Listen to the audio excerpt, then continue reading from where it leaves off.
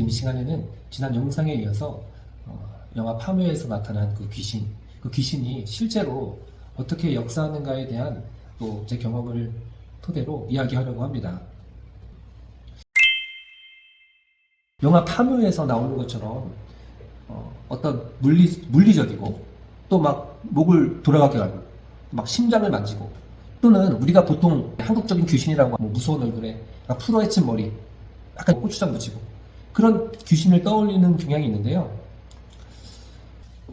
예수님 시대에는 그런 귀신 들린 현상이 많이 등장합니다.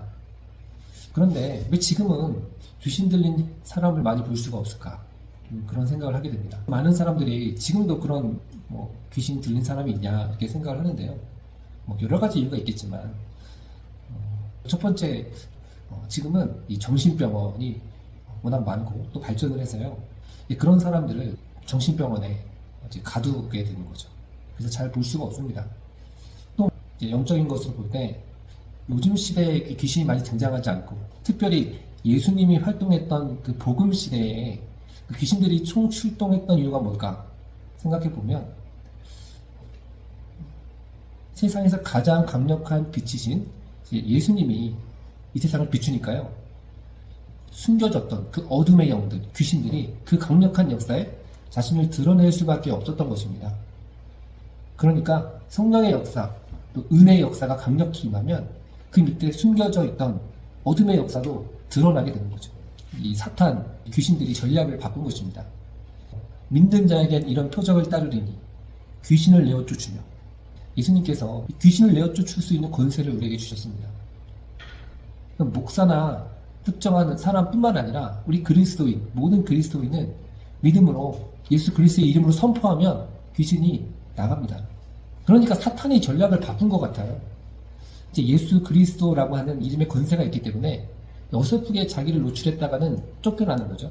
저도 그때 이 귀신 들린 사건을 간접적으로 경험한 후에 오히려 성령 충만해졌습니다. 얼마나 뜨겁게 기도하고 성경을 받는지 몰라요. 그때 중고등부가 또 부흥하고 정말 기도 열심히 했습니다. 그러니까 어설프게 귀신들이 자기를 노출하면요, 사람들이 더 기도하고요, 더 말씀을 붙잡고 진짜 영적인 것이 있구나. 그러니까 어둠의 영들이 전략을 바꿔서 오히려 숨어 있는 것입니다. 마치 간첩처럼, 복병처럼, 암처럼 숨어서 교묘하게 역사하는 거죠. 사탄과 마귀는 같은 뜻입니다. 사탄은 히브리어고 마귀는 헬라어입니다. 요한계시록 12장 9절 말씀 보니까 마귀라고도 하고 사탄이라고도 하며 운천하를 꿰는 자 이렇게 되어 있습니다. 이 사탄의 본래적인 뜻을 보면 이 헬라어 다이몬인데 여기서 바로 데몬, 악령이 나왔습니다. 즉 이 뜻은 뭐냐면 대적자라는 뜻이죠. 누굴 대적합니까? 하나님을 대적하는 그 무리, 영적인 세력을 바로 사탄이라고 하는 거죠.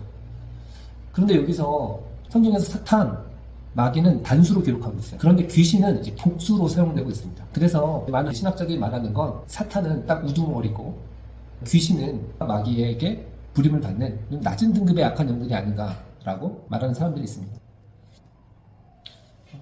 그러면 사탄이 지금 어떻게 사람들을 공격하고 사람들을 미혹할까요? 제가 지난 영상에서 말했듯 그 귀신 들렸던 그 사건을 보면서 예수 그리스도의 놀라운 권세를 알게 되겠죠. 복음은요, 포로된 자를 자유케 하고 눌린 자를 놓여주는 놀라운 능력을 가진 것이 복음입니다. 이 복음을 믿으면 우리 안에 근본적인 문제, 불안과 두려움과 용서하지 못함과 또 여러 가지 그런 마음의 문제들이 해결될 수 있는 거죠. 제가 교회를 다니고 신앙생활을 하면서 많은 사람들이 여전히 그런 불안과 중독에 시달리고 여러 심리적인 문제에 시달리는 것을 보았습니다. 사람들은 보통 그런 문제가 있으면 심리 상담가 또 정신과에만 가라고 합니다. 물론 정신과에 가고 그런 전문가를 찾아야 할 때가 있습니다. 그런데 저는 많은 문제들이 영적인 문제가 아닌가라는 생각을 합니다. 그러면서 제가 제 나름대로의 집중했던 것은 어떻게 이 복음으로 이 마음의 병, 마음의 문제를 치료하는가 였습니다.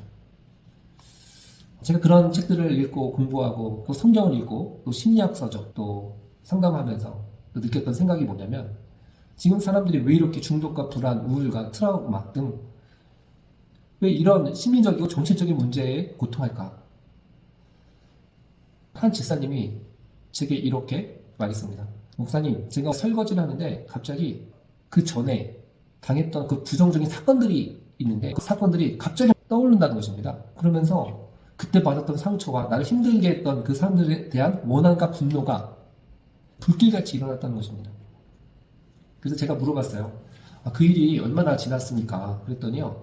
지금으로부터 한 20년이 넘었다고 하더라고요. 그래서 제가 또 질문했죠. 20년이 지났는데 왜 갑자기 설거지를 하다가 나를 힘들게 했던 사람들이 떠오르면서 갑자기 미움과 분노, 증오가 일어나는 거냐고 물어봤더니요. 대답을 못 하더라고요. 그리고 또 무슨 말을 하냐면 결국에는 그 사람들에 대한 원망과 분노와 미움뿐만 아니라 하나님에 대한 원망이 든다는 거예요. 왜 하나님이 나를 그런 환경에 주셨을까?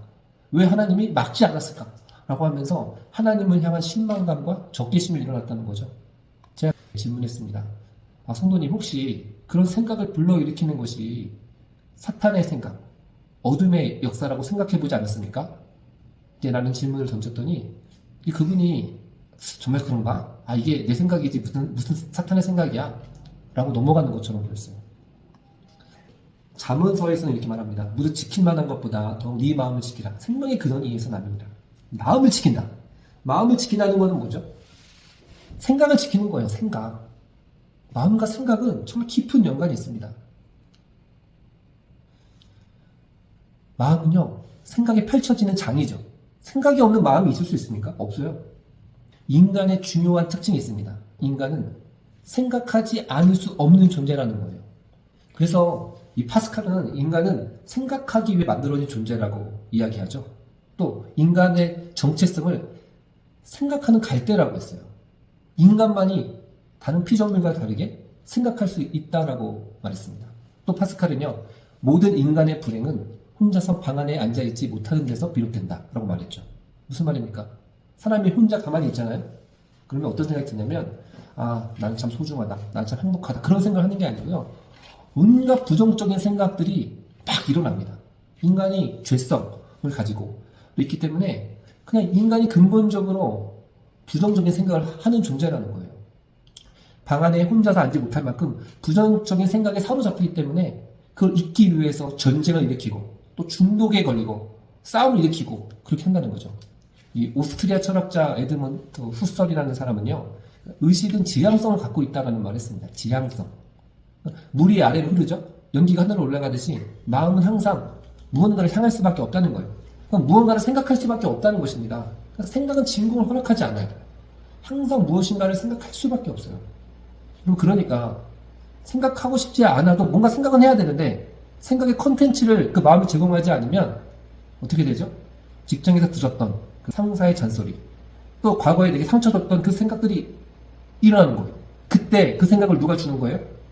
사탄이, 어둠의 역사가, 귀신이 그렇게 역사하는 겁니다. 이 불교는요, 이런 생각의 중요성을 강조하잖아요. 이런 잡생각들을 번뇌라고 하잖아요.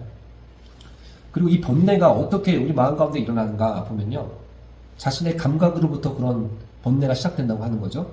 자신의 눈과 또 귀, 코, 혀, 몸, 생각, 색, 성향, 미촉법, 보고, 듣고, 냄새 맡고, 맛보고, 만지고, 생각하는 이 6가지의 감각을 통하여서 우리 안에 온갖 번뇌가 일어난다는 거예요. 그리고 뭐 여러 가지 수행을 통하여서 또 삼천배를 하든지 여러 가지 그런 수행을 통하여서 무념무상, 이 경지에 이르는 것을 중요하게 생각을 하죠. 근데 과연 이것이 될까요? 무념무상이 될까요? 그렇지 않습니다. 왜냐면요, 이미 우리 육신과 뇌에 박힌 온갖 자극적이고 부정적인 생각들이 가득히 있어요. 또 사단이, 악한 영들이 우리 안에 계속 부정적인 생각을 집어넣는다는 것입니다. 그러니까 인간의 기본값 자체가 부정적이에요. 원망하고 불평하고 미워하고 그렇게 만들어져 있다는 것입니다. 사람은 생각을 한 번만 하는 게 아니고요, 한 번 했던 생각이 두 번이 되고 세 번이 되고 하면서 반복하게 됩니다. 그러면 그게 패턴이 되고요, 길이 되고 마음의 틀을 형성하는 겁니다.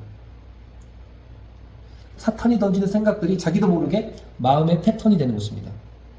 성경은 뭐라고 말하냐면, 선한 사람은 마음에 쌓은 선에서 선을 내고 악한 자는 그 쌓은 악에서 악을 내나니. 무슨 말이냐면 어떤 선한 행위를 하고 악한 행위를 하는 것은 그 전에 악한 생각을 오랫동안 하다 보면 악한 행위가 나오고요. 선한 생각을 계속하다 보면 거기에 선한 행위가 나오는 거예요. 강간범이나 연쇄살인범 갑자기 그냥 강간하고 연쇄살인 하는 거 아닙니다.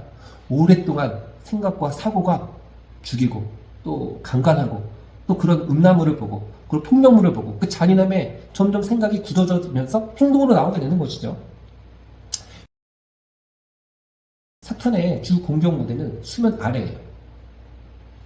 악의 우두머리로 알려진 사탄이라는 단어의 원뜻이 뭐예요? 대적자라고 그랬죠? 하나님을 대적하게 만드는 어떤 마음과 심리적인 그 모든 작용들이 사탄의 역사, 어둠의 역사라는 거죠. 요한복음 13장 2절에 보니까 마귀가 벌써 시몬의 아들 가룟 유다에게 예수를 팔 생각을 얻었다라고 말하고 있어요. 또 마태복음 16장 23절 보니까 예수께서 돌이키시며 베드로에게 이르시되 사탄아 내 뒤로 물러가라. 너는 나를 넘어지게 하는 자로다. 네가 하나님의 일을 생각하지 아니하고 도리어 사람의 일을 생각하는도다. 베드로가 그냥 사람의 일을 생각했어요. 근데 그게 사탄의 생각이었어요. 사단이 던져준 생각이라는 거죠. 사탄은 베드로에게 막 이상한 목소리를 내게 하거나 초점을 잃은 눈동자를 가진 일반적인 귀신 들림 현상으로 등장하지 않았어요. 오히려 베드로가 방심한 사이, 내가 순간 높아진 사이, 예수님 십자가 지면 안 됩니다. 예수님을 만류하잖아요. 근데 그 생각이 사탄의 생각이었다는 거예요. 여러분, 우리가 사탄에게 패배하는 이유가 여기 있습니다. 지금 내가 하는 생각들이 악한 영들이, 귀신들이, 사탄이 던져진 생각이라는 것을 잘 못하기 때문에 그렇습니다. 만약 가룟 유다가요, 예수를 팔 생각을 이게 내 생각이 아니라 사탄이 던져준 생각이라는 것을 알았다면 가룟 유다는 예수님을 배반하지 않았을 것입니다. 사탄이 계속해서 우리 수면 아래 생각에서 악한 생각을, 하나님을 대적하는 생각을 얻는다는 거죠. 그래서 악한 영의 특징이 뭐예요? 바로 하나님을 대적하도록 만드는 거예요. 요한계시록 12장 2절 보니까 큰 영이 내어 쫓기니 에뱀 곧 마귀라고도 하고 사단이라고도 하는 온천하를 꿰는 자라 이래 있죠.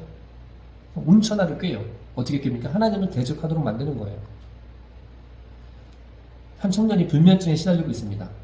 이제 신입 간호사로 일한 지 3개월째 되는데 직장인 병원에서 선배 간호사들의 잔소리와 갈구, 태움이라 그러죠.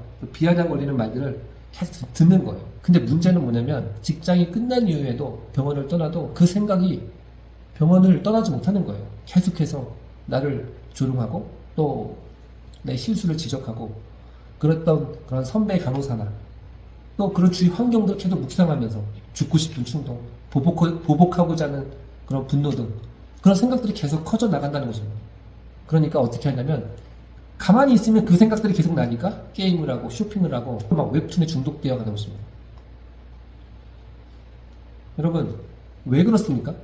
물론 상황이 힘든 거 맞아요. 환경이 힘든 거 맞죠. 그런데 문제는 일이 끝난 후에도 쉬면서 그런 생각에서 자유해야 되는데 계속 부정적인 생각에 사로잡히는 건 뭐냐면 바로 그런 환경을 통해서 사탄이, 악한 영들이 우리 안에 부정적인 생각을 계속 집어넣는 것입니다. 사탄은 거짓의 악이잖아요. 계속 문제를 크게 확대시켜요. 사실 그런 의도가 없었는데도 그냥 그런 의도가 있었다고 확정짓게 하고 사람에 대한 미움과 증오를 계속 불러일으키는 거예요. 나중에는 어떤 생각을 하게 되냐면 하나님을 원망하게 됩니다. 왜 하나님이 이 직장에, 이 병원에 가게 하셨을까? 면접에서 떨어뜨렸으면 됐는데 하나님이 날 이렇게 힘들게 하지. 또 왜 나는 이 간호과를 공부하게 했을까? 라고 하면서 하나님을 원망하게 만드는 거예요. 이게 너무 교묘하지 않습니까? 사탄의 가장 큰 특징은 하나님을 대적하도록 만드는 거예요. 그래서 중요한 게 뭐냐면 원망과 불평입니다. 원망과 불평 그 뒤에는 항상 사탄의 역사가 숨겨져 있는 거예요. 사탄의 작업이 있다니까요. 고린도후서 4장 4절 보니까요. 그 중에 이제 당신이 믿지 않는 자들의 마음을 혼미하게 하여 믿지 그리스도의 영광의 복음의 강체가 비치지 못하게 하느니 어둠의 역사들이 어떻게 역사합니까? 믿지 않는 자들의 마음을 혼미하게 만들어요. 무질서하게 만들고 그래서 하나님 그리스도의 영광의 복음의 강체가 비치지 못하게 막아버립니다. 다음 시간에는 어떻게 이 사탄이 교묘하게 생각을 집어넣는지 이야기하도록 하겠습니다.